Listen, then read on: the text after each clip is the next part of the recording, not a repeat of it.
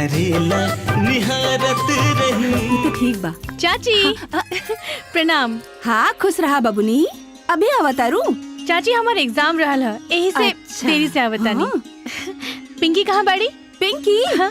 ऊपर के रूम में बाड़ी। अच्छा ठीक बा, वही जा चल जा। अरे इंदु बहन, हाँ? ये के रहल हा? हाँ हाँ, अरे बहुत सुंदर दिखतिया। हाँ सुंदर तबिया। चला चला हाँ, बहुत काम बा। हाँ चली चली। ये अच्छा बा। अरे पिंकी ये बहुत ही सुंदर, बहुत बढ़िया लगी। हाँ, बहुत अच्छा लगबू। पंकज जी देखिए तो बेहोश हो जाइए। अरे के बारू बतावत काहे नहीं के हो? तू कहाँ रहलू हा?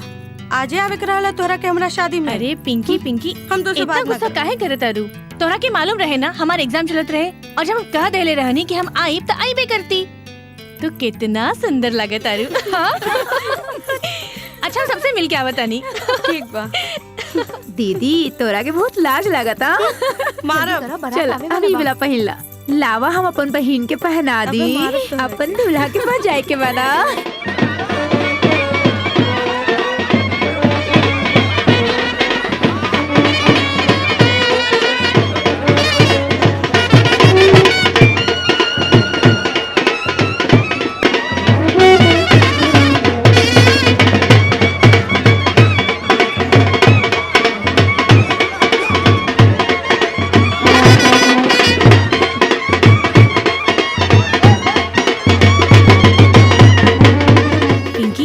कितना सुंदर लगे तारू। आज तो दूल्हा देखी है तो देखते ही रह जाई है। हट मार देव तो के। अच्छा अच्छा हमके मरबू, अब हमके ना जाके अपने पंकज के मरी है। अरे चला चला, बारात आवे के टाइम हो गई हा। ओ हाँ तू हो चला। हाँ हम तैयार हो जाता। चला जल्दी आवा। ठीक बा।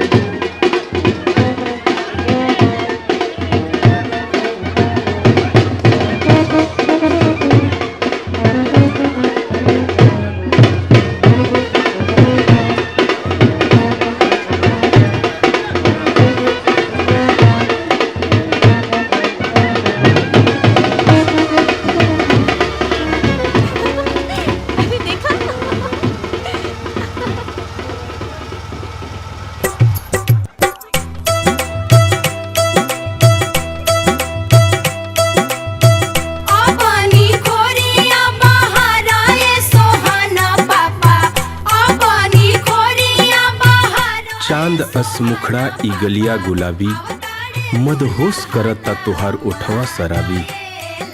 एक ही नजर में तू उतर गईलू दिल में, ई का कर दिहलस तोहार अखिया मायावी।